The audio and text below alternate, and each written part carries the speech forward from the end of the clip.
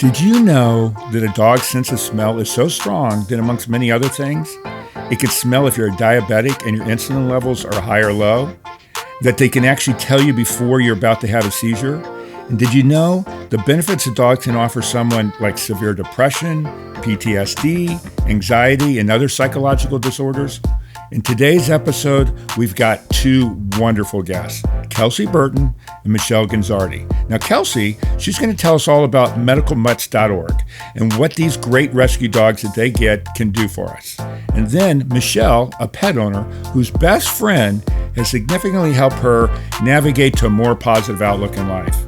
Well, while the subject might be heavy, I believe their story will bring hope, relief, and maybe, just maybe, a little bitty tiny smile to you. Now, please listen. This is just one episode you really don't want to miss.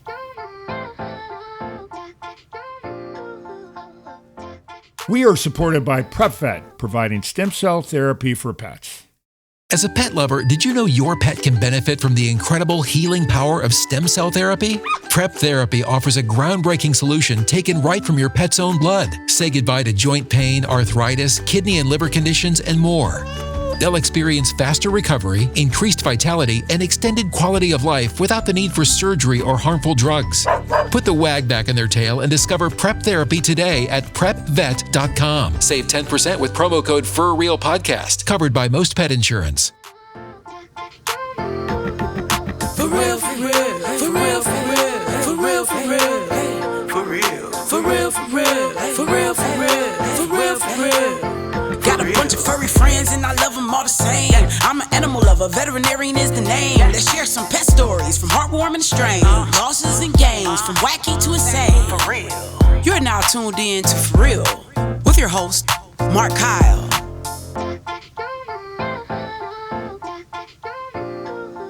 Hey, everybody, and welcome back to the For Real segment today. I've got a good one, and actually, I'm going to go a little off script. This is a really important one to me. I feel really privileged to have these guys, and if this episode helps one person out there or points them in the right direction, I'll really feel like I'm doing my right job. So today, welcome Kelsey Burton of Medical Mutts, and wait till you hear what they're doing. It's a really important episode, and I really listen because these guys are doing some pretty wonderful things. Kelsey, thanks so much for joining. I can't wait to hear everybody hear your story, the great things you're doing, and let's just dig into it. Awesome. Thanks for having me. Well, it means a lot to me. It really does. And, I've done a lot of research on this and, you talk to different people that go through, I know you're doing more than this, but when you talk to people that are going through depression and that and looking for some answers to get out of whatever they're in, and the way you guys are going about it is great. So tell me a little bit about the organization, tell how I got started, and we'll just go there. Yeah. So, Medical Mutt Service Dogs, we specialize in turning rescue and service shelter dogs into service dogs. So, what we do is we go to area rescues and shelters. We assess some dogs that we know have potential, and then we train them over the next, 6 to 9 months to become someone's service dog. We primarily focus on diabetic alert, seizure alert, and then psychiatric service dogs, which right now is the largest chunk of dogs that we place. We also help people train their own dogs to become service dogs. So if somebody has a great dog at home that they want to train themselves, or they want to go pick out, a dog, we have some tools and things like that that we can help them get the right kind of dog for the work. And this year is a big year for us because it's our 10th anniversary. So we have been celebrating 10 years all year long with a whole bunch of really fun things. Well, one of the things that when we were talking earlier about what you guys do, which makes you more unique, is you guys only use rescue dogs, correct? Correct. Yeah. So 100% of the dogs that we bring into our facility and we train are from a shelter or a rescue partner. And when we pull them, they become our dogs. So not every dog can become a service dog. It takes a special type of dog to do that. And so anytime a dog doesn't make the cut, we call them a career change dog, which is, a nice way of saying, yeah, they're going to be somebody's pet. And so we adopt them out. So we do adoption events. We have them on Pet Finder. And these are great dogs. They just aren't right for service dog work. Well, it's funny what I find in the rescue world when I talk to different people. The term foster failure is Hmm. basically when somebody fosters a pet and then they end up adopting, which is not a failure. But even on your end, if they again a failure that's still a success because you're rescuing these dogs, and if they can't do what you need them to do, but you're still finding homes for them, and which is so much better than a lot of other people do. You're not giving up on them one way or another, and you're still doing something wonderful for them, anyways. Oh yeah, they're going to end up in a great home, regardless if it's being a service dog for someone or just being an awesome pet and getting to live that great life. And we pull from a lot of shelters that are, high kill shelters. They have to euthanize for space and things like that. Sometimes it's just the hard reality of the world that we live in. And so we know when we pull a dog that they're safe with us. No matter what, they're going to end up living a great life. Which is, again, another wonderful thing. So I'm curious though, how did it get started? I mean, your founder, is that the Jennifer Kate? Is she the founder or Yeah. Yeah. So Dr. Jennifer Kate and her husband, Jack Topham, they both started this about 10 years ago. And Jennifer, she's been training dogs for, I can't even remember, it's like 27 years or something like that. So she's been doing this for a hot minute. And so she knows what she's doing. And she worked for another service dog organization and they used, purpose bred dogs. And she loves service dog work, but she just kept seeing, these dogs in shelters just sitting there, right? And that we were having these issues in our community, especially here in the Indianapolis area, with dogs being euthanized that were fantastic dogs. They were great dogs. They were being euthanized for space and resource issues, that there just wasn't enough to go around, right, to care for all these animals coming in. And so she really, she and her husband decided, let's try this. Let's see, what we can do with these shelter dogs. And they started it 10 years ago. And I mean, over 120 dogs have been placed with people since then in 10 years. So it's working. We're on par to place about 30 dogs this year alone with people. So, I mean, it's working. And, they didn't pick the easy route. I'll be real honest, going to shelters, going to rescues, partnering with all of these places, having to, assess dogs. And, some people, they're mutts. That's what our name is, right? Medical mutts. We aren't going to find a purebred golden retriever in a shelter more than likely. We found some, purebred labs and poodles and things like that. But for the most part, they're mutts. They're Heinz 57 dogs. And so, just getting people to be aware that dogs besides golden retrievers and labs can do this work. And that's not to say that we don't have a whole lot of lab mixes, but, of course. yeah, of course, we have a whole lot of those guys. But, I mean, it's just one of those things where they just knew that it was the right thing to do and they're really passionate about helping dogs. And so that's kind of how they got started. Well, I've been called a mutt lots of times, and I think I'm pretty cool, so I think they must be pretty cool too. Right. Exactly. Yeah. I mean, we love ourselves a little mixed, dog that we don't know what they are. And that's always really fun for us is we'll place these dogs with people and sometimes they'll go get the DNA test and we'll kind of take, our best guesses and we're almost always really wrong. But it's super fun to see like, I wonder what breed this dog is, that we've been with for 6 or 9 months. See what kind of breed this dog is. And like I said, it's about 50-50 that we're even in the right ballpark. So I bring up my dog who's a rescue, and everybody asks, "Well, what kind of dog is?" And I call her a Mexican rat dog because I have no idea what that dog is. yeah. She's got a little bit of everything. Yeah. So when they got started, let's walk through the process now, though, too. So I do want to talk on all three of the main ones you're doing: seizure and diabetics, and then of course depression or mental or psych. I guess what would we call that? Yeah. Psychiatric service dog. Psychiatric service dog. That's right. So you get these dogs. I mean, how do you pick them out? And just kind of walk me through a little bit how you guys do that because I'm really interested in the way it goes. Yeah, so there's a couple of ways. One can be that we go to the shelter or to the rescue, and I mean, generally, we just kind of walk the kennels. We see what kind of dogs, how they approach the kennel door. Are they wiggly and friendly, and seem to want to interact with us? Those are the dogs we normally then will get out of the kennel, and we will go temperament test them. We'll do some testing, see how they are with different kinds of people and how they are out in the yard and do they like treats because we use all positive training methods, so we use lots of treats for our dogs, and so we're just trying to see kind of what that dog is like. Now obviously the kennel environment in a shelter or rescue is an extremely high stress situation for a lot of dogs. So sometimes we don't know their true personality until we get them to our facility and we give them a little bit of stability. But we can kind of glean like, hey, this dog seems like they, like people, they, want to work for food. And then we'll pull them from that shelter. And for the most part, our shelters or rescues, those dogs then become our responsibility, our property. We are doing all the vet care, we are doing the training, the housing, feeding, all of the things for the dog, regardless if they, are adopted out or become a service dog. We have a few partners that will, if they have like a great dog that just comes their way, they'll reach out to us and say, hey, we have a dog that has all the things you're looking for. And we, think somebody needs to come out and take a look at this dog. So that's one of the ways. We have some shelter partners that are just geographically a little bit further from us who will send us videos of the dogs, and we've taught them how to assess the dogs for us. And then they have volunteers that will drive the dogs to our facility. So that's really nice as well, because it just cuts down on the resources we need to travel and all of those things. And I mean, really what we're looking for is we're just looking for a dog that looks friendly, is friendly, just those kind of people dogs, right? The ones that gravitate towards people.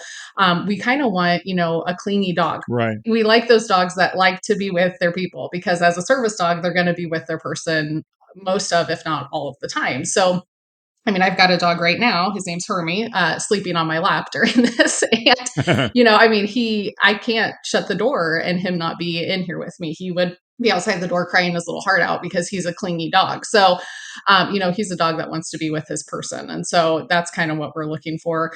We use all breed mixes, all breeds, sizes. I mean, we've trained Chihuahuas all the way up to, we have a Great Dane mix at the office right now. I mean, it's, everything in between. Some people have specific things they're looking for in a dog, like they may want a smaller dog because they travel a lot, or if they're needing some help with mobility, they may need a bigger dog. But they're generally, it seems like the majority of the dogs we pull are between about 40 and 60-ish pounds, around that.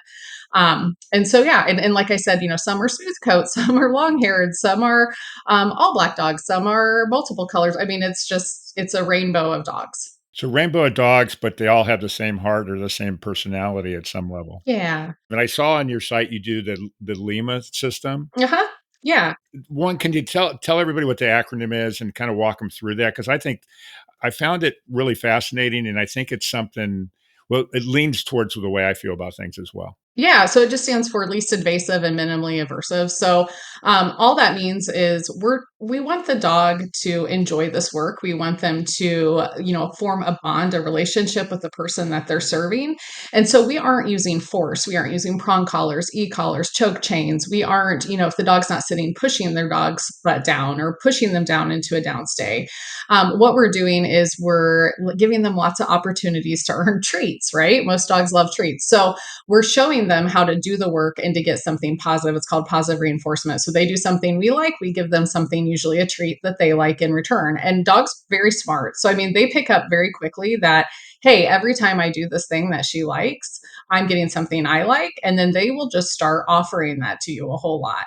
And so again, we're just trying not to break that bond and that trust that there is between dogs and people. I mean, for a dog to be somebody's service dog, they need to trust that that person is going to protect them and, is a safe space for them. We don't produce little robots, right? These are still living, breathing beings that have agency over their own thoughts and feelings. They may have a bad day. They may, decide, hey, today I'm not really listening as well as I did yesterday. They may not feel good that day. You never know what's going on. And so we aren't forcing them. And that's really important for the type of service dog we train because we're using scent, so smell, to train our dogs. So if I have my dog in, let's say, a downstay, and I have told them, like forced them to stay there, and they're never allowed to break that downstay. If they start smelling that my anxiety is going up, or my diabetes, my blood sugar is dipping, or they can smell that a seizure is about to come on, that dog has to have enough safety and trust with their person that they know they can break that downstay, come over and alert their person without getting in trouble. And some of the traditional trainers would say that dog will stay in a downstay till I release them. Well, that doesn't work for this because we can't smell what they smell. We don't know when they are getting ready to alert. That's the beauty of what these dogs do.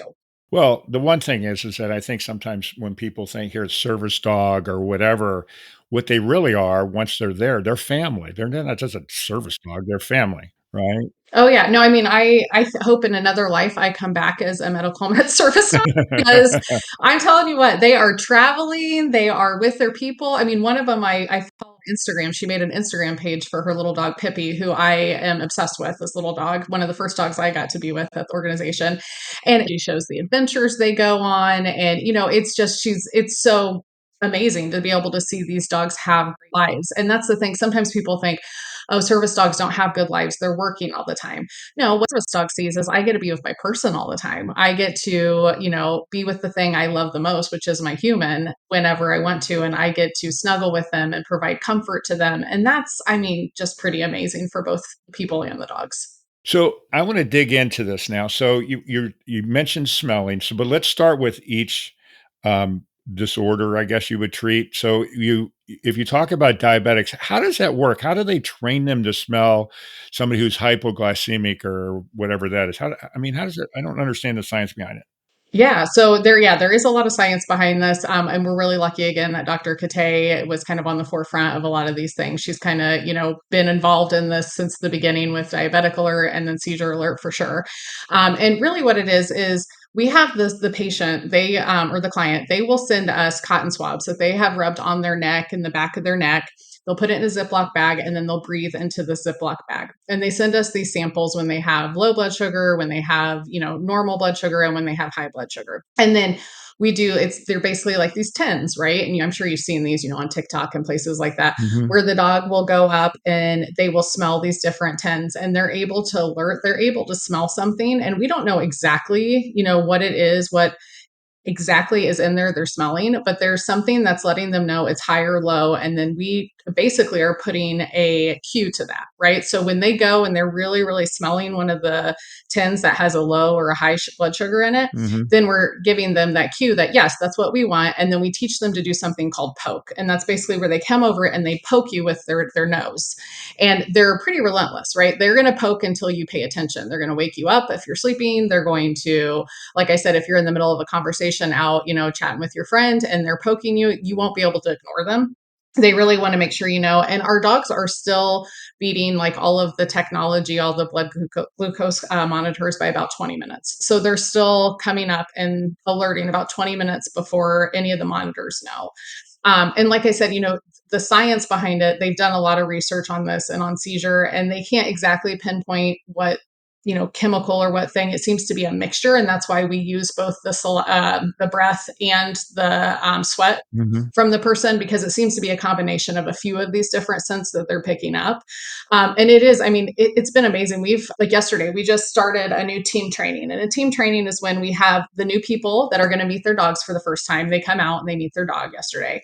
And then they spend 10 days with this dog learning how to work together as a team. Because even though we've trained the dog, this person's never been with this dog, never maybe trained a dog before. So we have to teach them how to work together. And we've had instances where this dog has just met the person for the first time. Maybe they've only been together a couple of days and they're already alerting during our team training. So they know that scent is associated to that person. And that's because dogs' noses are incredible. They can smell so much more than I think we even will ever know, how much they can smell and how much information they're taking in through their nose. So it's the same thing with seizure alert. We do the same process, and it's the same for psychiatric. It depends on what the end goal is. If it's, to let somebody know if they're going to have an anxiety attack or a panic attack, then we would use that same process. If it's, depression and just getting them up and motivated and getting them to, go out into the world, then we do things a little bit differently. But we're basically scent training all of the dogs that come through. So let's set aside the psychiatric for a second. So on the seizure and diabetics, could you have any stories of? I would assume. I guess one of the questions I have when I was thinking about we were talking about that is, do you get a lot of dogs that are with maybe like teenagers that just don't pay attention to that kind of stuff and diabetics, and they're there? Or is it mainly? I mean, what is there an age range where the dogs are generally with people? How does that work? Yeah, it's all over. I mean, we've had, teens all the way up to, people that are senior citizens. It just really depends on the person and their needs. But regardless of the age, if it's a kid that has, parents that are worrying all the time about them, Hmm. or if it's, a spouse or someone who lives alone, this is giving them a safety net that is not only easing the mind of the person with the disability, but it's easing the mind of their friends and their family. I mean, that reach is huge. We've heard of, parents that won't sleep at night. Hmm. They take shifts, right? Because they're so afraid that their kid is going to have a seizure in the middle of the night. So they aren't sleeping. And then they get one of our service dogs who is trained to, alert the parent if something were to happen, or prior to a seizure, they can call for help, all those things, push a button to call for help. So whatever it is that we're training the dog to do, it's all of a sudden giving them the safety net, the sense of, I'm not doing this alone. I have somebody who's here to help me. I have a buddy, right, to help me through this process. And that's been huge. And we had probably one of the most compelling stories for me, and it'll stick with me for the rest of my life, is we had one client who she lived alone, and she had a young infant, and she had just gotten home from her team training with this new dog. So they were still, figuring things out. And she put her little baby into the bathtub, Hmm. and she started giving her baby a bath. And then the dog came over and just started alerting to her. And she said, at first she was like, okay, you don't know, you haven't alerted to me yet, you don't know what's going on. And the dog was just, going like to town on this alert, right? Like, Wow. lady, listen to me. So she just said, okay, I'm just going to trust this dog. She pulled her little baby out of the bathtub, and then she had a grand mal seizure. Wow. And who knows what would have happened if that baby was still in a tub of water, right? Yeah. So, I mean, it's just holy cow. Incredible. We've heard of, our dogs alerting when someone's driving and they pull over because, they're about to have a diabetic low, Yeah. or they're walking down a flight of stairs and they get alerted. So the person sits down and they have a seizure, or they're at home cooking, and they're about to have, something happen, and they very well could burn, a building down. So, I mean, it's not just while they're alerting to highs and lows, which is so great. And people are able then to get, the blood sugar they need, and their meds and all that stuff. But they're literally, I mean, times saving lives. It's pretty amazing. And I feel like with our dogs, we're saving a lot of lives there, right? So we're saving the lives of the client, and then we're also saving the life of the dog. And to me, I don't think work gets much more meaningful than that. Now, I definitely don't call myself the sharpest tool in the kitchen usually, but I never really was that aware of the asset or a tool like a service animal that can prepare you for a seizure. Hmm. I've been around several people in my life that have had epilepsy or whatever. Hmm. And I'm surprised it's not out there as much because I really, until I started doing the research, I'd never even really heard of it. Yeah, I can't believe that people aren't aware of that. it's a newer area with the seizure alert. And actually, Jen is working on some research right now with some folks in California to get some more data out there so that it is, something that's a little more recognized. Mhm. But, I mean, it's just one of those things where trying to get the word out. People are trying to learn, and it doesn't work for all people that have seizure disorders. If somebody's having multiple seizures every single day, a service dog probably won't work for them, because the dog will be like, all right, lady, here's another one, here's another one. And they can kind of get burned out, on alerting all the time. Well, I would assume, though, if somebody was having seizures all the time, they're gonna be a lot more aware. It's the person that's gonna have it occasionally that's where it becomes even more dangerous, I would think. Right. And like, we had someone who actually was in our team training, and they had a seizure. And they, usually they tell us they have some kind of feeling ahead of time that they kind of know what was going to happen Uh-huh. before it happens, but not always. And that's kind of where the dog comes in. They may not feel, whatever it is it feels like for them before they have a seizure.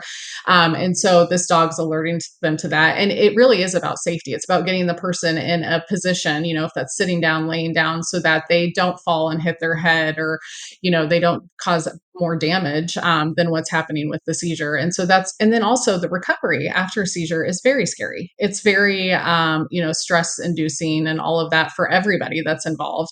So we teach some of our dogs, after a seizure, to help with that recovery, whether that's providing deep pressure therapy, or just, being there for them to pet on the dog, whatever it is. So they're really helping, most of our clients, even if they're coming for diabetic alert or seizure alert, really almost every dog that we place is at some point going to be doing psychiatric service support. They're going to be helping their person more than just alerting. They're going to be providing that comfort that they really need. Well, one of the things that comes across to me too, there's always these residual benefits too. So, when you just look at it on the surface, you say, okay, we're helping the person that's going to have the seizure. They're going to know that we're bringing a dog in that we're actually saving as a rescue. But if you're a parent, you're giving them a sense of peace of mind too, where they've got. I mean, there's so many other benefits to that other than just the direct thing. That's the wonderful thing about it. But let's now kind of move on to, and there's a specific reason why I want to get into this is the psychiatric issues and Mhm. what they're doing. I had a guest on the show that actually will be on later after this segment, that the dog helped her when she was dealing with some mental issues. And I know there's a lot of people out there always trying to find some solution to either have a relative going through it or they're going through it. Mhm. So let's talk about that so people know what those options are. Yeah. So, I mean, obviously in our country, especially right now after pandemic and all these stresses we've had, mental health is just in the toilet. I mean, it just is. And so we've just seen an exponential increase in the number of psychiatric service dogs for the general population. Just a huge request for that. There's lots of organizations that support veterans, which is fantastic. And we also, support veterans as well. But there's very few that are using the ADI Assistance Dog International guidelines that provide psychiatric service dogs for the general public. It's not just for kids or just for veterans. So because of that, we're just seeing a really big increase of requests. So, people that come to us have to have a diagnosed disability. And it has to be something that the doctor believes, or whoever their primary care person is for the condition believes will help them. And that's the thing. Service dogs won't necessarily help every person in every situation. So we want to make sure this is a good fit. And for psychiatric, we can help, with PTSD, depression, anxiety, all sorts of things like that. And depending on the person's condition and what they need help with, we train the dogs in various different tasks. Each dog is trained in about 30 different tasks by the time that they are placed with their person. And it depends, again, what the person needs help with. We had one young gentleman who was a young adult and he came into us and he needed a psychiatric service dog. And, part of his biggest fear was going to the restroom. So when he would go in, he was a smaller statue guy. He was part of the LGBTQ community and he would get hassled and he would feel very unsafe using restrooms. And so he was able to have a dog that gave him the confidence to be able to go in, use a restroom. And also, he had this barrier, right? People couldn't get into his personal space because the dog was there. Now, we don't train protection dogs or guard dogs or anything like that, but just having the dog there next to him gave him the confidence to be able to, go out in the world and live. I mean, just imagine not being able to do anything because you're afraid every time you go out, like, what if I have to use the restroom? I can't do this. I can't go to this movie with my friend or whatever. So that's been really unique. And we've had lots of folks too that just have severe anxiety about being out in public, right? So about going to the grocery store, going to the drugstore, whatever it is they need to do. And again, having this dog with them can help give them that confidence. And it also gives them something else to think about. All right. So they can't be consumed with the anxiety or whatever it is that's preventing them from wanting to walk through that door of that grocery store. Instead, they're managing their dog, right? They're looking down at their dog, they're giving their dog cues, they're walking beside this partner with them. And it just breaks that cycle of, where they kind of start catastrophizing about what's going to happen when they walk through that door. They have something else to put their mind on. And that's huge.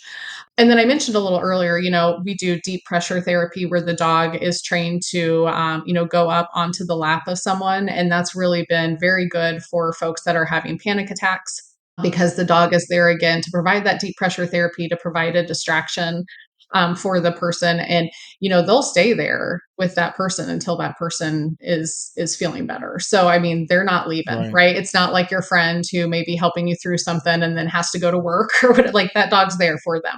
They're going to be with them during it. Is that what you guys call tactile stimulation? Is that what that's called? Yeah. So, I mean, there's some of that. There's some of that tactile stimulation also, too, is just like I said, touching the dog, Right.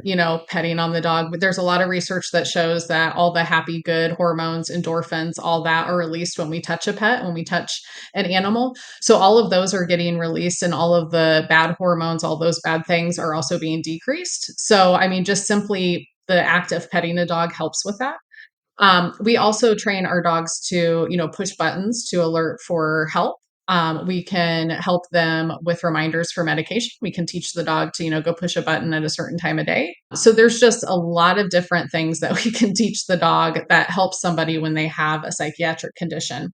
And one of the folks that we helped, him just having something to depend on him, to remind him he has to get up every day and he has to feed the dog and he needs to, take him outside, and all that gave him a sense of purpose that he really was lacking otherwise, where he was having a hard time getting out of bed each day. And so that gave, I mean, it completely changed everything for him. It gave him just, all the things he needed in life to know that, life was worth continuing to live and continuing to be part of our society. Right.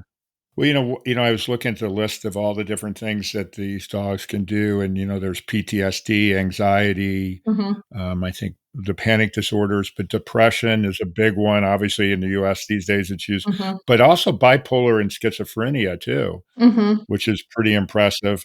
Well, the one that I thought was interesting that you wouldn't even think about is the walking terrors. People that go walking at night, and these dogs will actually stop them from doing that too. Yeah, That they're not yeah, cruising around. yeah. They'll either, and a lot of times they'll get up and alert somebody else that, like, hey, this person's up, walking or whatever it is. We've had one kid that, our young man that he tends to wander. Hmm. So if he's out with his parents, his caretakers, he will wander away. So we taught the dog to, basically he has like a waist, leash, one of those leashes that connects around the waist, Hmm. and then the parent can hold the other side of the leash. So if he starts wandering, they feel the dog start to go, and then the dog also will bring him back to the people. So we trained him that if he wanders with the dog, we will train him to go back to his parents, to his caretakers. So the dog's not going to let him get very far. It's going to be like, hey, buddy. And the dog, we picked, a bigger dog that Right. can put on the brakes and say, hey, bud, we're not going. And that kid, that young adult, he's not verbal either. So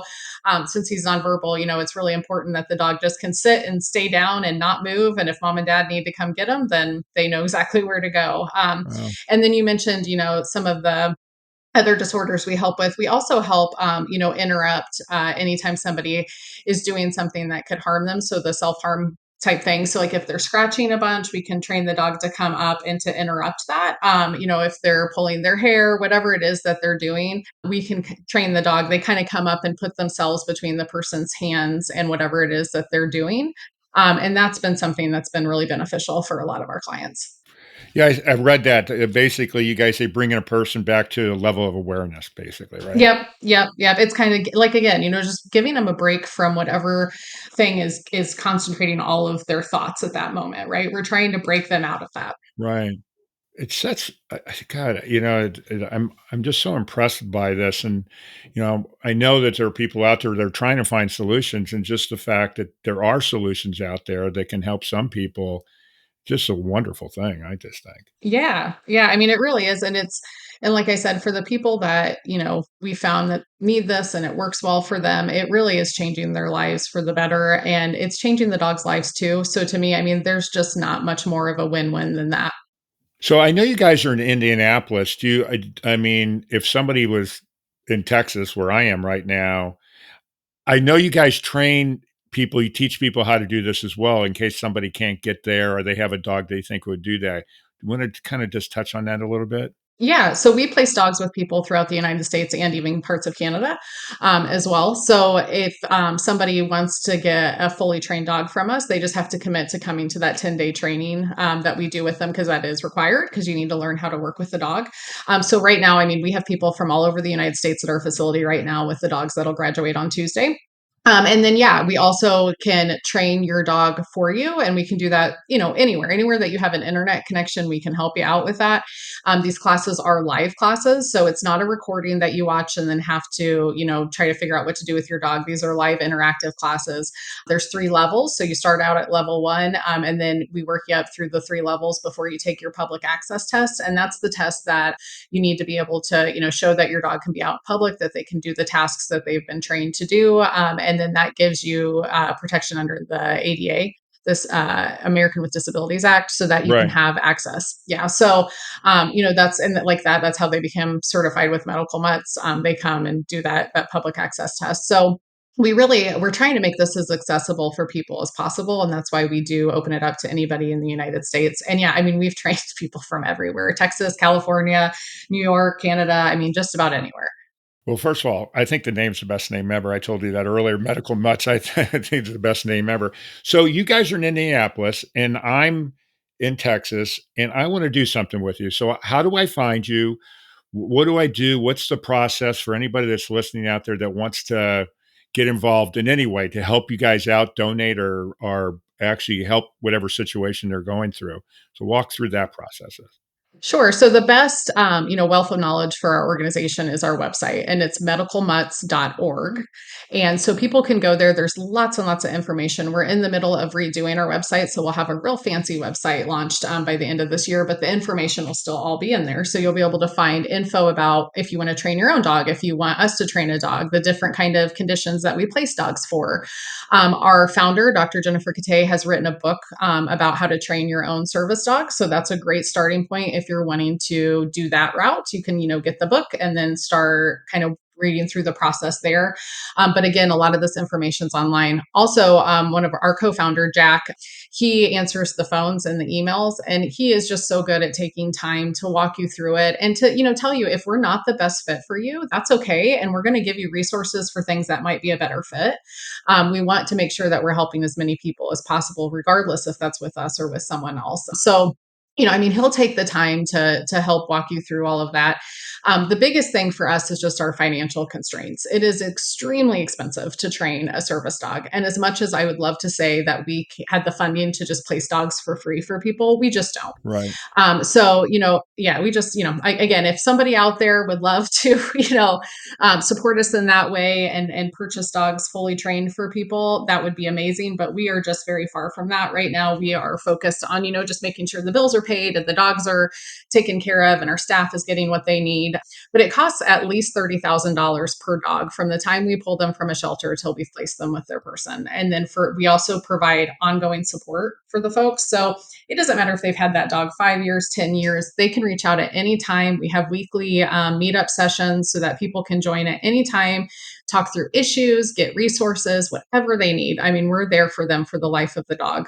But all of that's expensive. So since we are a nonprofit, we rely, on donations to help cover a lot of the cost of things that, clients aren't doing the fundraising for themselves. So anyone can donate at medicalmutts.org/donate. And everything, I mean, and I'm dead serious when I say this, I've done fundraising for 20 some years. Every penny that comes in that door, I mean, we are literally using that to go purchase dog treats or to go purchase a bag of dog food. I mean, it's an expensive venture, and we really need that money just to be able to keep operating, to keep our lights on, and to keep helping all these dogs and people. If you don't have the money to send, but if some people have leashes or anything like that, you guys get into that stuff, or is it just Yeah. mainly money donations? Okay. Yeah, we have a wish list on our website, and it's linked to Amazon, but you can also look, if you want to go shop yourself, but you can look and see what items we need. Besides the dog food, we do keep the dogs on a very specific dog food because we don't want to upset their tummy. So we don't want to change that a bunch. But yeah, I mean, there's tons, Bill Jack treats and, all sorts of treats like that. And yeah, there's some collars and leashes, and we go through a lot of easy walk harnesses and, just all of those things. We also love gift cards for places like grocery stores and Costco because we go through a whole heck of a lot of cheese and hot dogs at our facility. So we do, appreciate that. Gas cards because we are driving all over to get these dogs, and we have to take the dogs on outings a lot. So, that helps out our trainers when we can give them gas cards and things like that. So all of that just helps. And then if you're in the Indianapolis area, we're always looking for volunteers to help, can help at our facility. You can help at our events that we have. Like tonight, I have an event at a brewery and have a couple volunteers come in to help me, just talk about what we do with some folks. We also are really desperately in need of fosters. Hmm. So, if somebody, again, and you don't even have to be in the Indy area to foster necessarily if you're willing to drive, but when a dog is released from the program, we want to get them out of the kennel environment for a couple reasons. One, kennel environments aren't great for any dog. It's not as good as being in a home. The other thing is it helps us get to know that dog a lot better, and so then we can find them the right home quicker if we know a little bit more about them, like how they do in a home setting. And then, if you're interested in helping train our dogs, we also have a program that's kind of like puppy raisers for the organizations that use puppies, but we call it Mutt Mentors. And that's where people will take a dog and they will help train them to become a service dog through that first level, that kind of basic level stuff. And again, that's huge for us because it lets us know about the dog. It lets us know, are they going to make it to be a service dog? And if not, then we can release them from the program without them having to come into the kennel environment, which is really huge. And so those commitments are about, 6 weeks or so. But really, I mean, we're just really, really need fosters. So even if you only feel like you can foster for a couple weeks or anything like that, we would love to get these career change dogs at least just a break from the kennel environment. We spoil them rotten while we have them at the kennel, Good. but nothing beats being in a home and, having a quiet, nice, calm environment. Well, for all you guys out in the Indianapolis or Indiana area, here's a great opportunity. We've all probably had somebody in our life that's gone through one of these disorders, and so if you guys can help that out. So and then the other thing is on volunteers, is there an age range where do you have volunteers or Yeah, that's a great question. yeah, Yeah. So for at our facility, they have to be 18 plus, and that's just because they are working with the dogs. But we do have this really great complete packet, and it's how youth can be involved. So, like, we just had some youth that came, a couple of kids came last week, and they had taken this packet, and she had decided to do some of the things in the packet. So, she made some dog toys, she made some collars, and then she had her bat mitzvah and she collected funding for that. So, she was able to give us a donation. We've had kids do lemonade stands and bake sales, and boys and girls clubs do things for us, or the Boy Scouts, or any of that. So we have a whole packet of ways that people can help if they're, kids can help if they're under 18. And it's just that at our facility, we have to be real careful because we have lots and lots of doggies there. So well, yeah, and you just got to be responsible. But so there is opportunity for you guys that the teenagers that aren't quite 18. If you really want to help out and you know somebody's going through some problems, maybe you guys can do a fundraiser to help raise some money to help one of your friends or whatever else. That would be great. yeah, well, and we also host graduations that are open to the public. So the next public one is in December. And, sometimes we have kids come help by passing out programs or helping set up or tear down or any of that stuff. So I'm the one usually doing that. So I love having helpers. So I will take Yeah. you if you want to come work with me. That's great. Okay, well, I think we're kind of running out of time. I know I promised I wasn't going to have you too long. So now, even though we've been talking about a heavy subject, it's actually a good subject, I think. Yeah. I've got this deal with my silly joke. So if you've got a joke, Yes. I'd love to hear it. If not, I've always got one. I know everybody cringes when I say I'm going to say one. So if you got a good animal joke, let me know. You got one? Yeah. Well, and you are totally up my alley. I am a dad joke pun loving person. So one of my favorite jokes is, why did the dog sit in the shade? Why did the dog sit in the shade? Because he didn't want to be a hot dog. So Ah, there you that's go. such one of my perfect ones. I love that Yeah. one. It's Yeah. So, perfect. yes, I had a dachshund for a long time, and all the kids would always say, "Oh, mom, it's a hot dog." So I love all the hot dog jokes. Yeah. Oh, that's great. Okay, so everybody out there, as you know, I know everybody cringes when I'm doing it, so I'm always looking for people to give me any animal joke whatsoever. Now, if you've got a good one and you want one of your kids to say the joke or a friend, please email me at mkyle@forrealpodcast.com. Or if you've got a subject that you think would be great for the show, anything helps me, as we can all tell I can need it. But I would love to have anybody on the show. And also, as another thing, I'm going to have a special episode in December for all kids telling animal jokes. So if you've got a good one and you want to maybe make the cut to be on there, let me know. mkyle@forrealpodcast.com. Well, Kelsey, again, you guys are doing amazing work. It's so important. And, I think people need to know what's available out to them and that if there's other options. And I'm sure there's parents out there and there's just individuals that are going through hard times. And I just really, really appreciate you being on the show. It means a lot to me. And I hopefully one person out there's found out about it and you guys are going to help them. Yeah, no, thank you so much. And yeah, we appreciate being able to share what we do with more people. Well, thanks again. And for everybody out there listening, keep on listening, spread the word. If you've got somebody that's going through some hard times, this may be a good episode or segment for them to listen to. But more importantly, I really appreciate everybody for real. Have a great day. Take care now. For real, for real, for real, for real, for real, for real, for real, for real, for real, for real. And we'll be right back. We're supported by Let's Walk, that's here to love your animals like our own. Austin, Houston, and Denver. Let's Walk is here to love your animals like our own. From daily walks, play, in-house sleepovers, and more. Go to work, out on the town, or take a vacation knowing your pets are in the best hands. This woman-owned small business does it all. Check us out on Instagram at Let's Walk Austin, Houston, and Denver. And welcome back to the For Real podcast. Today, our guest is someone I know you're all going to really appreciate. Not only is she one of the kindest people you're going to meet, but she is one of those especially strong human beings. Now, I promised from the start that I was going to have these heartwarming stories, and she's going to tell us all about the magic companion animals can give us. So please join me in welcoming Michelle Genzardi. So welcome, Michelle Genzardi. Michelle, thanks so much for taking the time. I know everybody's going to appreciate what your story is, so I'm looking forward to hearing it. So I'm going to pass the baton to you. Yeah, thank you. Yeah, where do you want me to start? Well, I know when we talked before, you talked about a little bit about the dog you had that really helped your son. Let's start with that, and we'll go in the stuff that's happened with you, and let's play it by ear. Okay, yeah, for sure. Actually, wait. For real, not for sure. For real. You're right. For real. That works actually perfectly. For real. So we feed raw to our dogs and we use Lucy's Legacy, which is my friend Christy's brand or her company. And she had rescued this GSP, a German short-haired pointer, that was the owner had brought it into the vet to be put down. She could no longer hunt, I think was the reason. He had cut into her back with a pocket knife because she had this benign tumor.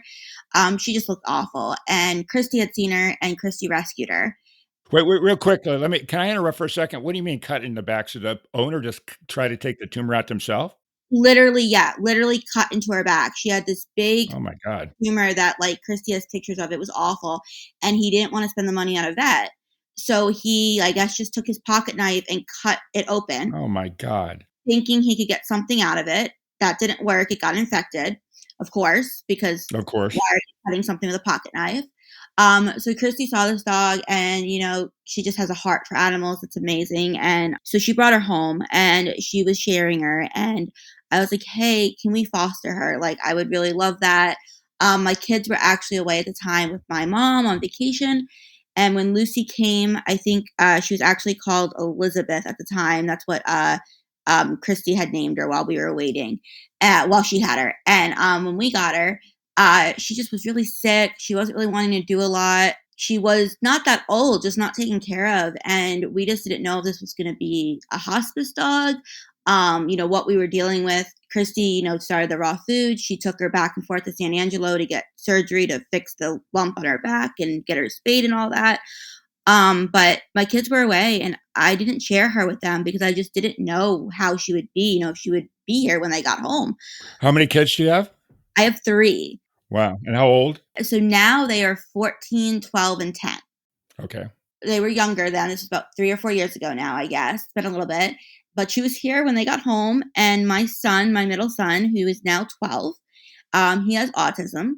And he just has a love and a heart for animals that it makes me so happy. But I will not, she obviously wasn't trained. She was just a rescue dog. But her and my mom's other dog, they became his safety. They were just, when he had a bad day at school, he would right away go to them and just lay on Lucy and just, tell her all his troubles, tell her all his fears. And I really watched him blossom with this dog, which was amazing. But I also got to watch Lucy blossom. So Lucy learned that she was loved, and that took about maybe 1 or 2 days.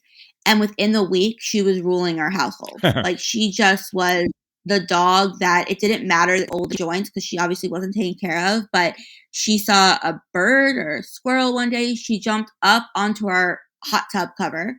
She was just this amazing dog. And whenever we had trouble, any of us, I think, but especially my son, that was just a dog that you knew you could lay on and she wasn't going to move. She was going to love on you. And she just seemed to know who needed it the most at the time.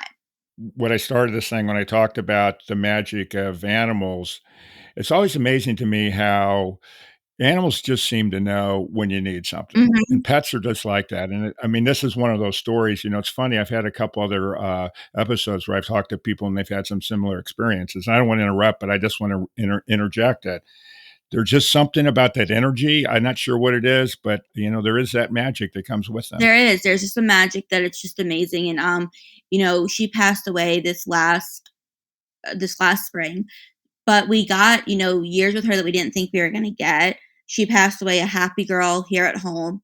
How was it for the kids? It was very difficult, and they're still struggling. That she completed our house in this way that was just, it's very hard to replace. I had a dog that I'll talk about in a little bit, but he was a very headstrong, difficult dog, yet he respected Lucy. Everyone in the house, she just connected everybody. When I was going through losing my dog, Lucy was who I went to, and I was just like, I need something to hold me here. She was just, so my kids, yeah, they ask every day when we can have another senior foster or adopt, because obviously Lucy became our dog, because they really did see, which is really cool also when you're raising kids, everyone wants a puppy. But my kids really learned to love the senior dog, and that's what they want next. They want to rescue another older dog and show them the love and let them show it in return, which is just amazing. Lucy's, Lucy too, basically? Yeah, she was Lucy too. So I named her, I love Lucille Ball, but it was also kind of like a homage to Christy, because it was Lucy's legacy. We wouldn't have Lucy if it wasn't for Christy. So it was kind of a two thing. I love Lucille Ball, but I also just really, I felt, anyone that knows Christy knows, like, her dogs are just like, I mean, she takes care of them so well. And to be trusted with a dog from her, it's kind of like, it was just, it meant a lot to me. And I just wanted, we were just so blessed to have her. And I just, when we were thinking names, I'm like, I love Lucille Ball, but I also like the fact that it tied to Lucy. So I asked Christy if that was okay. And she was like, yeah, no, that's fine. So she was Lucy, and she was amazing. For you guys listening out there, there's a woman that lives just north of Austin, Texas, that has a company called Lucy's Legacy, which creates really healthy dog food for pets. But not only that, she's the owner is a woman by the name of Christy Bailey, and this is who we're talking about. But Christy's got a huge following throughout the dog world. Hmm. So for you guys that don't know anything, you want to look it up. Lucy's Legacy. It's actually named after her dog that she had for multiple years. But anyways, go on. Please go on. Yeah, and so she's amazing. And but Lucy was just everything we needed in a time that I don't even think we realized it. When she came in, it helped my son, for sure. And then, or for real, sorry, for real, it helped my son. But Oh, wow, you got it. Good job. I got it. But also, like, a few years later, it helped me at a time where I really needed it. She just kind of came in and was like, I know, like what you said earlier, she seemed to know when each person in the family needed her, and that's who she would go to. And that was just, it was really cool to see an experience. Like, just to experience that love was just, it was an honor for her to trust us the way she did after a not so great beginning, obviously, where she used to live. So just to see the trust and the love that she still had in people, just, that was amazing to me. Well, what's funny is, and I'm sure everybody out there who's a pet owner, at one time or another, we've had that experience with our pets that have just at a certain time when we needed them, they come up and give you a lick, or they want to Mhm. lay around next to you or do something to kind of get you going. So, Yeah. not probably not the same extent you're talking about, but still, and it is magic. It is, it's magic. I always say it's lightning that's, like, caught in a bottle. Like, it's so special, and when you get those moments, and I've been blessed to have, the dog I had and then Lucy, but, when you get those moments, it just makes you feel so special, and even on your worst day, I feel like they're just that magic that you need. That lightning in the bottle reminds me when I was a kid going out to catch lightning bugs and put them in the bottle and having that thing, and that was magic to me when I was a little Right? kid You too. remember that? Like, I remember that, we would chase and catch lightning bottles in a mason jar, Yeah. and it felt like magic because you got to have this light in your bottle, and that's kind of what I say when I talk about Joey, who is my dog, and Lucy as well, is just, I've managed to catch lightning in a bottle a couple times, and I pray I get more of that, but it just they all change your life in remarkable ways. They do. So let's talk about you now and take your time talking about it. I know it's a heavy subject for you guys out listening, but it's a heavy subject with a really good ending and a good message. And, Mhm. like I said, heartwarming, which should get you a little smile on your face when you hear the wonderful things we're going to hear. Thank you. I appreciate that. So, a few years ago, I went through a really severe depression. My family was ripped apart. My brother, who at the time was about 17 or 18, left home. When he did that, he had stolen a gun from his employer, he had stolen money from us, and he was my best friend. And when I lost him, and I say lost, he's still very much here. He's still not even that far from me, but he might as well be 7 continents away. There's no relationship there by his choice. And I really struggled with that. I felt like I was losing a son because we're 10 years apart and I had helped raise him. And I couldn't handle it. Like, I couldn't. My husband handled it a little better than me. My mom handled it better than me. I fell apart. And I tried not to be here one night. I didn't want to live anymore. I felt like I was a burden to my family because I just couldn't be happy. I didn't know what happiness looked like anymore. I couldn't get through a day without crying. I couldn't get through an hour without crying, to be honest. So I tried not to be here. And my husband, luckily was concerned enough to check in the bathroom late at night one night, and he wound up having to break down our door and get me help. And I went into a hospital to try to get better. That wasn't working, but you fake it for long enough, and they let you go, and you come home. And I right away planned the next way not to be here again. It was, it was definitely depression for sure. It was anxiety, but I also was dealing with health issues, and I just felt like a burden. And if you've ever dealt with that heavy of a depression, you'll understand what I'm talking about. When you're choosing to leave, you're not choosing to hurt anyone. You are thinking you're doing the best thing for those that you love because you're no longer a burden. They no longer have to check on you. They're no longer worried about you. You feel like you've given them a sense of freedom. And that's exactly what I felt like. And I think obviously my husband knew that. My mom knew that. My family knew that. One night I was scrolling through, I think it was Facebook actually. And, I had dogs. So I, have all those dog, like reels and stuff pop up. And there was one of a post from a friend of a friend. And it was an Australian cattle dog puppy. And it said on it, defect. He was born with half a tail and he was being sold at a discounted price because he was considered defective. Like nobody would want him. And I remember looking at him and I showed my husband really quickly and I was like, that's what we should call me. I'm defective. Like nobody should want me. Didn't think about it any further, kind of moved on. And just, it was really hard. It was a hard couple weeks there. And one night I was laying on my couch and not wanting to move. And my husband said, hey, your mom's outside and she dropped off some groceries for you. You have to go out and get them. And I didn't want to. I just like I was really nasty actually. I just was not a nice person at the time. And I walked outside though finally, begrudgingly, and there was a little blue ticked cattle dog puppy in my mom's arms. And it was that puppy. And that dog had saved my life. He became named Joey. He was named after my father. And I've never had a dog like him, and I don't think I ever will again. He came at 8 weeks, but I can honestly say he was never a puppy. Never an accident in the house, never bit anything, chewed anything, none of that. What he did do is he decided I was his person and he wasn't going to leave me. He would not accept food from someone else. He stayed by my side. If I was in bed, he stayed in bed for like hours. And, this is a puppy. He should have to get up and leave, but he just stood steadfast by my side. He was an old soul from the beginning. From the very beginning, from the first night. I mean, I didn't see it at first because I was just in such a dark place. My family started to see it. They're like, there's something with this dog that is just not going to let you go. And one night I had decided I wasn't going to be here anymore. Joey hadn't changed that at that time.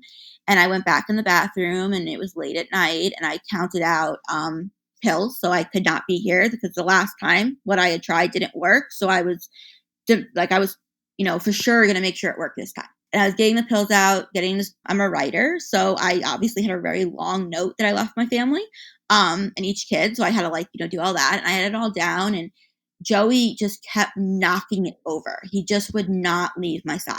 And I remember that night thinking, my kids, in my mind at that time, were going to be okay because they didn't have to deal with a mom who was always sad. My husband was going to be okay because he didn't have to deal with a wife that was crying hysterically, panic attacks, just all of that. But then I looked at this dog that would not let anyone else near him or around him. And I thought, what if I leave and they can't take care of Joey? And it made me hesitate. And I didn't do it that night. And every day after that, he slowly showed me the reasons to be alive. And I, with him, went to therapy and really worked hard. And not to say it's all better, not to say it's all gone. It's not. But he taught me that I have to stay alive and I have to fight. And from a dog, that was amazing. And he was just an amazing animal. And I have a condition where I had really bad vertigo and I pass out at times. And Joey at 6 months would show us, would save my life, but he would also show my family what an amazing dog he was. So at around 7 months old, we have a trail here where we go hiking. And I wanted to go hiking by myself because I want my independence and I needed some time to clear my head. Because you're hard-headed and stubborn? I am so hard-headed and stubborn. I am the person that if you tell me I can't do it, I'm going to do it twice and I'm going to take a picture of it. That's just the person I am. Like my family knows if they want me to do something, tell me I can't do it. So like recently I had a surgery and they were like, we don't know if you'll be able to walk in 2 weeks. And my mom's like, oh yeah, she won't be able to walk in 2 weeks. I was walking in 5 days because that's just who I am. That's how I was raised. So I'm very competitive. I'm very independent. I'm very stubborn. So that day, everyone had told me it wasn't a good idea to walk by myself. I was having these dizzy spells. But I was like, I'm going. I don't care what anyone else has to say. I want to walk. So Joey and I went walking and he was off leash, which he had been trained. So he was always off leash if it was an off leash allowed area. And we were hiking. And I don't know what happened. To this day, I don't know. I obviously I passed out, but I don't remember the moments before passing out or what led up to it. But I passed out, fell on a rock, had cut my head, so I was bleeding, and I was out. I was passed out, and my family realized I was missing. My husband's like, okay, it's been a long time, and my mom was actually at work. She's a nurse. He called her and he's like, I don't know where she is. She's not answering her phone. I'm going to go looking. And, my mom was like, all right, I'm off in 5 minutes. I'm going to go looking as well. So they both, they knew I had headed to the trail, but we have about 800 miles of trail. Or acres of trail, sorry. So it's obviously not easy to find someone if you don't know exactly which way they went. So now darkness had come and my mom was on one side of the trailhead. My husband had entered another side of the trailhead, screaming for me, yelling for me. I'm, I didn't hear anything. I'm not with it. And my mom comes to one part of the trail and she sees Joey. And Joey went running up to her, barked, and ran away and did it 2 times. So she was like, okay, I'm going to follow this dog. And in her head, she later told me, she's like, I'm thinking about Lassie on TV, like back in the old days. And she's like, I'm thinking this isn't real. Like this dog has no idea where you are. He's just going to show me like a dead squirrel or a rabbit or whatever. Because again, he was 7 months old and he wasn't trained at this point to do anything other than, dog training, but not any kind of service dog training. So my mom followed him and found me. And you could see by the ground he had laid at my head until he heard somebody. And they averaged that I was out for about an hour and a half. And Joey never left my side until it was time to get me help. And I don't know how that happened, but to this day, it is the most amazing thing I've ever experienced with a dog. And from that moment forward, he just became the soul, not the dog, but the soul that I trusted with my life. With him, we climbed mountains, we went cross country skiing, I did all these things I hadn't done in a really long time because I trusted this dog. I knew no matter where I was, no matter what was happening, Joey was going to protect me. And that gave me a freedom that I've never experienced before. And it helped me heal. Like I said, it's always going to be a struggle. I'm always going to have, health issues I have to work through, knowing to smile and be happy every day. But Joey gave me the foundation for that. And I think that's amazing. It's totally amazing. Did you ever, I don't know if you ever saw the show, and this probably aged me a little bit, but I always like watching old shows, but the show Lassie reminds me of Lassie. That's what my mom said. She's like, literally in her head, she's like, this is like Lassie. He's coming to tell me Timmy's hurt. But she's like, I just didn't really Yeah. believe it. He wasn't trained for that. And she said, but when I saw you, and like I said, she's a nurse. So she's like, I could see where the blood was pooling. He had blood on his fur. So he had literally put himself underneath like my head trying to help. And I just, my doctor is just like, oh, that's amazing. Like so he actually uses it now with service dogs who are trained to be service dogs. But Joey is a story he'll tell his patients. Like, this is the relationship you could have with a dog. And Joey we then trained him. We went into a program to train him to be a service dog. And he was never the best service dog in certain ways. He just was very protective of me. So there were certain things we had to work through. But when it came to me alone, or it came to me doing something, he gave me a strength I didn't have at that time. And I think he had a very special purpose in my life for the time that I needed him. And to say he saved my life is an understatement, but more than that, he gave me a sense of bravery that I hadn't had in a while. And he taught me that it was okay to try new things and I was going to be okay. So, and my family will say that Michelle pre-Joey and Michelle post-Joey are two different people. He taught me to be really brave. And then he passed away at 3 due to a brain injury.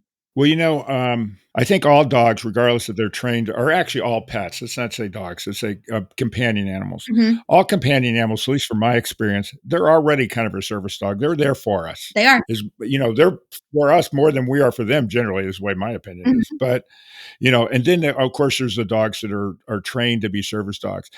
The question I have for you, it's for people that are out there that are going through any kind of depression, what would you recommend based on your experience? Not that you're an expert or anything like that, but having gone through it. And by the way, what a strong human being, just the fact that you're even being on this show, I really, really appreciate it. That says a lot. Thank you. Really, it does. But if you were to give advice to anybody out there that was going through that may not have a dog or have a dog, what would you tell them what you've learned from that experience? Number one, I would say if you don't have a dog, get a dog. I know that sounds silly, but really it is. They force you to get out. That dog needs to eat. That dog needs to drink. It needs to, go out on a walk.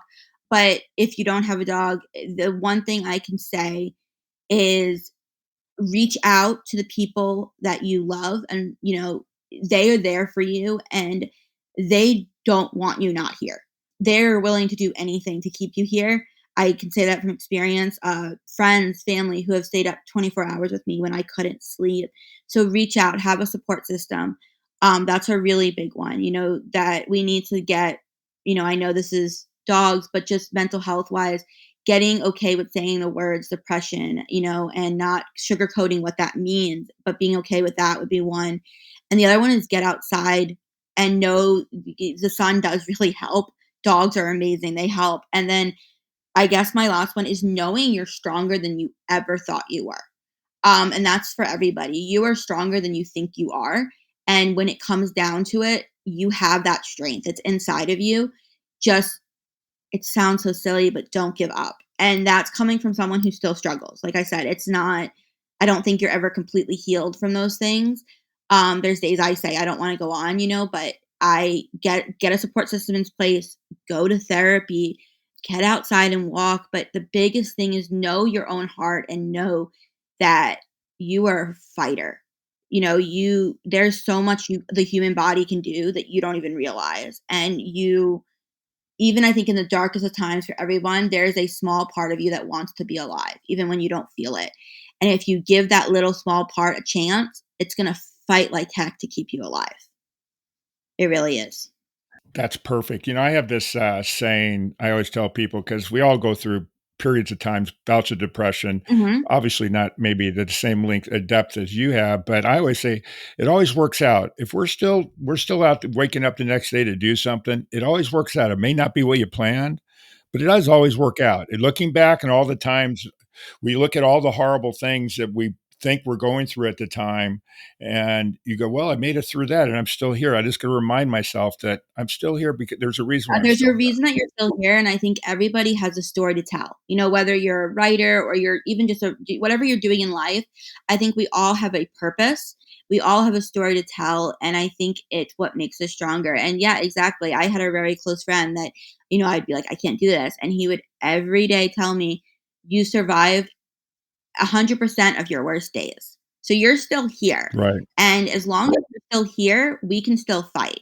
And understanding that your family and your friends are willing to get in that dark pit with you and they are willing to fight to keep you here when you can't do it yourself. And I think that was the biggest thing I learned was having to be open with my family and my friends when I was struggling. And I didn't think, I thought they'd think the worst of me. And they did the opposite. They were there and held me up when I couldn't hold myself up. And, so I think a support system is so important. Well, first off, they held you up, but you're still holding up pretty damn good to be able to tell your story to the world out there. Hopefully, the world's listening, but to tell your story, Yeah. I mean, well, yeah, no, everyone's going to be amazing. It's going to go everywhere. yeah, well, I mean, it really it takes a strong person to do that. Thank you. And it's like I said, it's not easy. There's still times it's hard. Like I said, my brother lives, I think, 5 miles from me. And that's still hard. There's still days. He rides a motorcycle, he's into cars. And there are days where I drive by and if I think I glance a kid that looks kind of like him, Mhm. he's not a kid anymore, but he's getting older.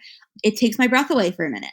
I want to follow him. I want to know, is he okay? And you had to let all that go. And that it's the hardest thing I've ever been through, but I also think it served a purpose. And it let me be a voice for people who are struggling. And it taught me how strong I really am. Before that, I wouldn't tell you I was a strong person. Now I can tell you I survived heck and back. I mean, it hurt so badly, and I managed to keep going. Well, I'm also glad that you found Lucy and Joey because obviously those guys really had a huge impact on you and your family. Oh, 100%. And, my family will tell you, I think my doctors would tell you, I wouldn't be here if it wasn't for Joey. And then Lucy came in a lot after I lost Joey because when that dark pit was beckoning again, because now, my dog wasn't here, Lucy was still here and needed, dog food. So what I did at that time is Lucy became kind of what I made myself think about every day. I'd make her these creative Mhm. meals, mixers, and cuddle with her. And, she reminded me that, hey, you're still here. You still have a purpose. And, yeah, grief is really hard and losing someone, it's awful. But you survived it. You're going to survive it. And I'm going to point you to what's next. And I think that's what's amazing about dogs is Lucy knew 100% what I needed and was there when I needed her. Well, let me just add one last thing. I don't think it was just Joey and Lucy. I actually think it was you because deep down you're a pretty strong person and you just needed them to show you how strong you were. Well, thank you. I appreciate that. And yeah, you might be right. I think, like I said, they especially, both of them showed me I could do things I never thought I could do. Right. And I think also dogs are a gateway. The last thing I'll say, I guess, is dogs are a gateway to amazing people. Like you talked about Christy before, that's somebody I wouldn't know if it wasn't for my dogs. Yet that is someone who has become a treasured friend. It's someone I trust with, she knows all the deepest, darkest parts of me, as do other people. There's dog trainers and friends that you do stuff with your dogs with or whatever. But dogs lead you to the best people. And I really believe that. Like when we would travel with Joey had been to like 25 states or something like that. You know, we'd always have conversations with people about the dog. And I felt like I met the best people because of my dogs. I would have never met you without Christy either. She introduced me to you. So there you go. Yeah. And I said that to Christy yesterday because I stopped by her house to pick up food and I let her know I was doing this today. And, and she's like, I'm so proud of you. And it's really cool to see because, again, it's a friend that's cheering you on, that is like, look at what you've done and what you can do. And it's kind of like, wow. And I wouldn't know that person if it wasn't for my dogs. And like now when I go to her house, I get like love on by all her dogs. And I say all her dogs. She has 3 right now, but they're amazing. And I sit on her couch and I'm just like, her dogs just love on me. And I'm just like, these are the friends that you want. You have great love, you have great conversations. They are genuinely great people, but you also get to have the dog. And I just think dog people are just special. I mean, animal people in general, they are just special people. And they're the people that I love having in my life. Well, I've said it on the show a bunch of times. I don't really understand, my friends, I always choose my friends by if their parents, how well they parent. And also if they don't have animals, I never really understand how people can't have animals. I just don't get it. Right? I'm so suspicious about it. Like, I know that sounds bad, but I'm just like, how do you exist without a dog? Like, or a cat or something. Like, I'm allergic to cats, but if you're a cat person, a cat, how do you exist without something though? Like, I'm going to be the 90-year-old lady with my dog. And, that's my goal in life, is to just have as many, love as many dogs as I can. And, I want to be that 90-year-old lady covered with dog hair. So you're not going to be the old cat lady. You're going to be the old dog lady. I'm going to be the old dog lady. Yeah, I'm allergic to cats. Okay, well, listen, I'm going to end it here for this. Now, normally I tell jokes, and for you guys out there, this is a heavy subject, but with a really good, healthy ending. Mm-hmm. And I debated whether or not we do it, but I want to stay with what we're doing because I'm trying to get people to call in with your own jokes so we can record them and we get to meet new people all the time. And if it's either you or your children that want to tell a joke, send them in to my email. It's mkyle, MKYLE, at forrealpodcast.com. And if you got one, I promise you'll be hearing from me and we'll record it and we're going to have it on one of the shows. Well, here's one for the day that you just may like and you may not like. I don't know, but it's, I like the silly ones. So we're talking about dogs, so I'm going to give you a cat joke. Okay. So why do cats always get their way? Oh my gosh. I don't know, because they're really smart and clever, but I know it's not the answer. Well, it's close though. They're very persuasive. Oh, that's Anyway. good. I like that.